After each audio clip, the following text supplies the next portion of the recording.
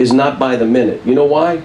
Because it's about results, not the process. I'm not going to have 2 minutes of this drill, 5 minutes of this drill, a minute and a half of this drill, whistle blows, horn blows. We have a warm-up session, however long I need, we take. When we get done what we need to get done, we move on. If they get frustrated, I'll stop it, and we'll move on to the next thing. We'll come back the next day. I mark down the time. I don't want to be about process. I want to be about results, and I want my players to be about results. I want my staff to be about results. The other part of being focused, can you deal with distractions? All of us right now, with all that's going on, how many distractions do you have coming at you every day? You know what I have on my wall? Big as day. Coach your team. None of the other junk matters. They can say, they can do it, they can write it, they can have this, we can have this. It doesn't matter. It's coaching your team. For me. How about do your job? Do all the other stuff. Can you work through those distractions? I tell my team the same thing. No one's stealing our joy. You're not stealing our joy. Say what you want, do what you want, have fun. How are you? Good to see you. You're not stealing our joy. We're not dealing with the distractions. We're going to do what we do. Can you stay in the moment? So hard. You worry about what just happened. The little secret, you ain't changing it. Done. If we worry about what's happening a week from now, what kind of anxiety do we have? How do you sleep? You sleep good, huh?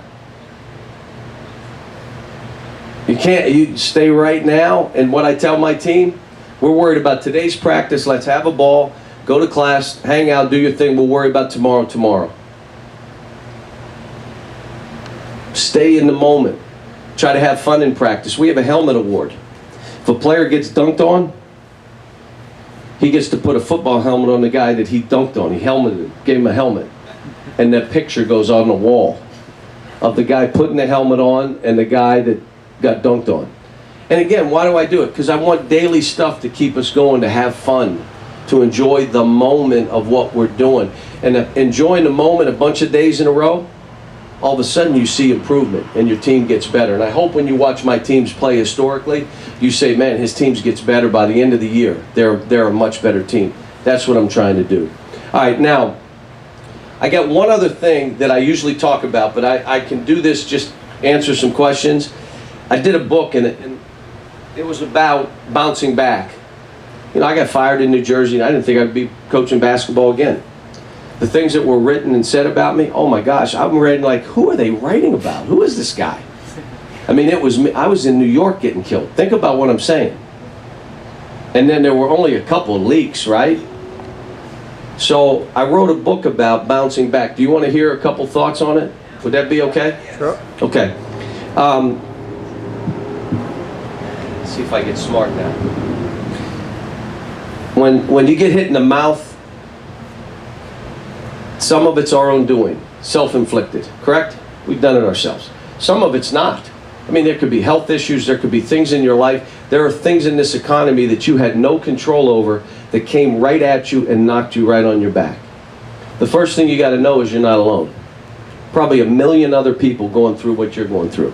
The question is, who deals with it the best? You're not alone. We all think whatever's happening to us is only happening to us. No. Just throw something out. You've got a certain illness, or there's a divorce, or there's an economy. With this economy, what we're dealing with, are you the only one dealing with this economy, or a million other people that are in your same line of work dealing with the same issues you're dealing with? Who deals with them the best? Bob Rotella came up to me. Any golfers here? Bob Rotella, you hear, a sports psychologist, really good. Rotella comes up to me, and he comes and speaks to my team, but more or less I have him in my house speaking to me to get me thinking right. Comes up to me, and it's the end of this season. He said, I want you to understand, every team is tired, and every team has problems. Everyone. Whichever coach can deal with those two issues the best will be the last man standing. And every morning I got up the last month of the season. I know my team is tired, and I know my team has got problems, and I'm going to deal with it better than any coach in the country.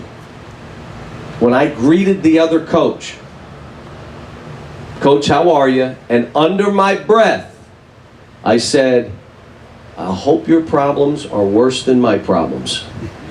Because I know he has problems too. But when you figure out you're not alone, let me just deal with this better than anybody else, I think you deal with things different. The other way is, can you stay positive? I was with Fred Smith when I was in Memphis, FedEx. I said, when it's going good and the snowball's running downhill, what do? He said, "I'm all over my people. Push harder, more results, raise the bar," and I'm swinging. I said, "What do you do when it's going the wrong way?" He said, "I'm smiling and encouraging." "Really?" He said, "I'm positive. Then I go home and I get under the covers and put it up over my head. No one sees me though. I stay positive." You know the greatest thing about cell phones? When someone calls you, what? You know who it is. Isn't that the greatest? So when a guy calls that's the most negative and backbiting, "This president, this country, I'm moving to London, I can't," when you see his call, what do? It's called the eat poop button. I'm not talking to this dude. When he calls your office, "Bill's calling." "Oh, did you tell him that I'm here? How did you tell him? What'd you say?" And you get on the phone with him, you're like, "Oh my God, here he goes." And he's just bam, bam, bam, bam, bam, bam, bam, bam, bam. And doesn't it wear you out? Like you're like, oh, you avoid the call. When you're down a little bit, you got to be a magnet, not repellent.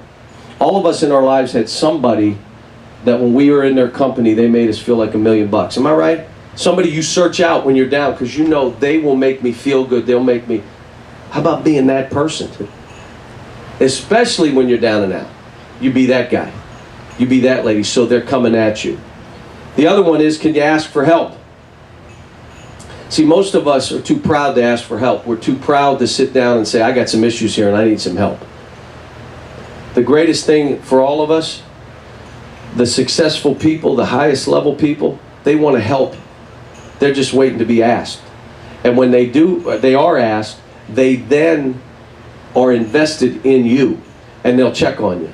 So how's it going, the stuff we talked about? Is there anything else I can help you with? You'd be amazed. Can you ask for help?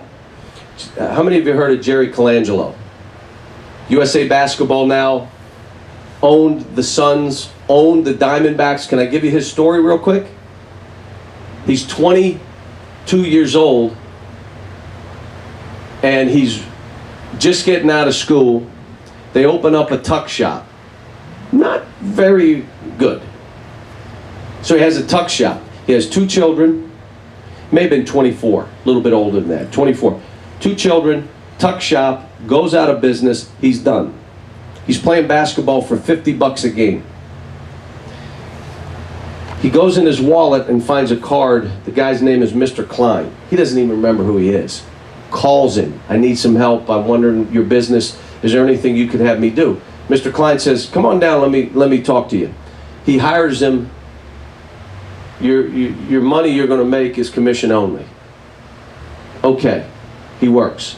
Mr. Klein comes back to him about a month and a half later and said, "Somebody told me you played basketball at Illinois. You know anything about basketball?" "Yeah.